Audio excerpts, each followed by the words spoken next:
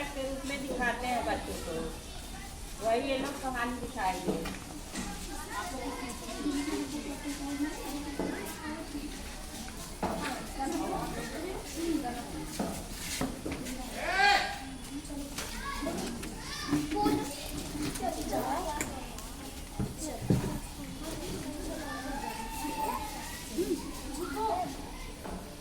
बदलीपुर की टीम आधा फुल।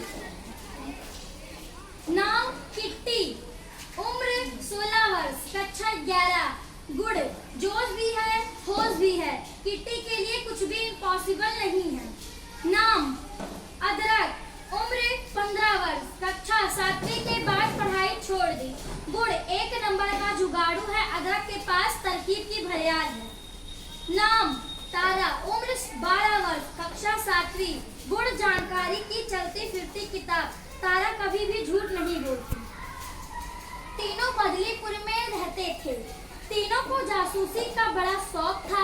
बदलीपुर में कुछ भी होता था तो तीनों पहुंच जाते थे। केस को सुलझाने के लिए तीनों मिलकर एक टीम बनाते हैं जिसका नाम था आधा फूल।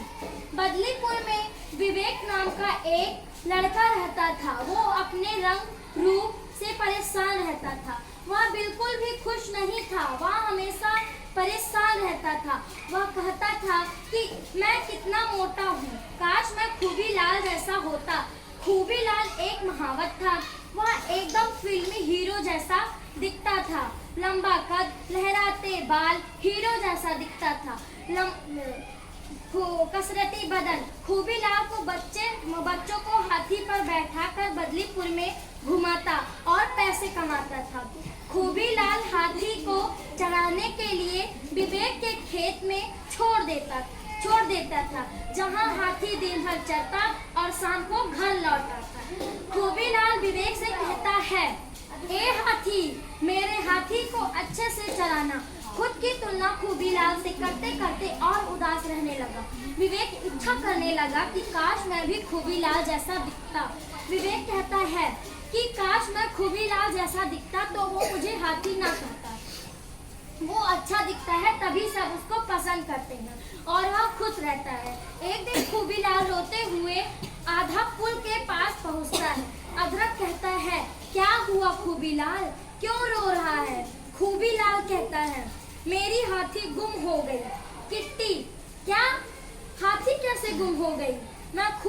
खूबीलाल कहता है, मैं रोज हाथी के खेत में अपना हाथी छोड़कर आता हूँ। फिर किट्टी कहती है, हाथी के खेत में? खूबीलाल कहता है, वो है ना मोटा सा लड़का विवेक। किट्टी बोलती है, तुम्हें किसी को ऐसे नहीं चिढ़ाना चाहिए। तुमने तो बस एक शब्द बोल दिया, पर इससे सुनने वाले पर बहुत बुरा प्रभाव पड़ता होगा। वह खुद को ही समझने लगता है, दूसरों से कम समझने लगता है। खुद को तुम्हारी इस एक हरकत से अपना आत्मविश्वास खो देता है। इसलिए भूल कर भी आगे से किसी को मत चिढ़ाना और हमेशा सोच समझकर बोलना। अब बताओ क्या हुआ था? खूबीलाल कहता था, रोज हाथी अपने आप से घर आ जाता था। आज नहीं आया तो मैं लेने गया, फिर मुझे विवेक मिला। मैंने विवेक से पूछा। विवेक बोला, मुझे क्या पता, हाथी वो तो कब का निकल गया होगा। खूबीलाल कहता है, पता नहीं मेरा हाथी कहाँ गया, मुझे मेरा हाथी चाहिए। फिर तारा कहती है, मुझे पता है तुम्हारा हाथी किसने लिया है। खूबीलाल कहता है, किसने? तारा कहती है, विवेक ने लिया है। अदरक कहता है, क्या सबूत है तुम्हारे पास? तारा किट्टी कहती है, मैं तारा की हर बात समझ गई, सबूत विवेक के घर पर ही मिलेगा। फिर चारों विवेक के घर जाते हैं। खूबीलाल कहता है, वो रहा हाथी। अदरक कहता है, उसे हाथी मत कहो, उसका नाम विवेक है। किट्टी ने कहा, मुझे पक्का यकीन है हाथी की गुद्दी यही सुलझेगी। तारा कहती है, चलो उससे बात करते हैं। फिर विवेक कहता है, क्या चाहिए, यहाँ क्यों आए हो तुम लोग? किट्टी कहती है, विवेक, क्या तुमने खूबीलाल का हाथी देखा है? फिर विवेक कहता है, मुझे कुछ नहीं पता। अदरक बोलता है, घबराओ मत, जितना भी पता है बता दो। फिर विवेक तेजी से भागने लगता है और अदरक और किट्टी उसे दौड़कर पकड़ लेते हैं। किट्टी कहती है भाग क्यों रहे हो, हमसे बात करो। विवेक कहता है देखो कि खूबी लाल के बॉडी और बाल कितने अच्छे हैं, तुम्हें नहीं पता कि मुझे कैसा लगता है। वो मुझे हाथी कहकर बुलाता है, ऐसे में मैं अपनी तुलना खूबी लाल से क्यों ना करूं। तो मैं तो उसके जितना गोरा भी नहीं हूँ, अदरक जैसा सांवला हूँ। मैंने खूबी लाल जैसा दिखने की बहुत कोशिश की, पाउडर लगाया, जेल लगाया, बाल भी सेट किए, फिर भी वैसा नहीं बन पाया। खूबी लाल ने मेरे जले पर नमक छिड़कने का काम किया है, मुझे हाथी कहकर बुलाया है। विवेक की बात सुनकर किट्टी, तारा, अदरक भी उदास हो जाते हैं। अदरक कहता है किसी को ऐसे चिढ़ाना गलत बात है, ऐसा बिल्कुल नहीं करना चाहिए था खूबी लाल को।